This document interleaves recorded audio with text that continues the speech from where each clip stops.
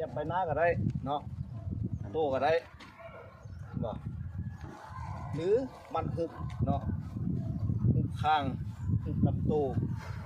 ได้เนาะอัปคัดนี่ก็ได้ใส่ลูกเนาะนี่ก็ได้อันน้องเฮียนนี่เนาะ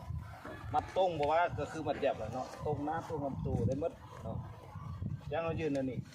เนาะตีห้างค่อยนกคือกันเด้ ลิ้นปี ลิ้นปี ลิ้นปี เวลาเขาซุกไม่ได้จะบิดลำโตเนาะ เราได้เมียเราก็มัดนั่นแหละ โอ้มือกระโต ตัวนี้เนาะ ขอบใจเลยบอกของเราเลย คือนี่แหละเขาจะไปปรับใส่เอาเนาะแต่ยังมัดยับมัดตรงมัดหุบมัดอัปคัดมันมีลายบนตีลายบนเนาะแม่นว่ายามใดสิเต้ได้ไปหน้าเลยเนาะเขาสามารถตีลำโต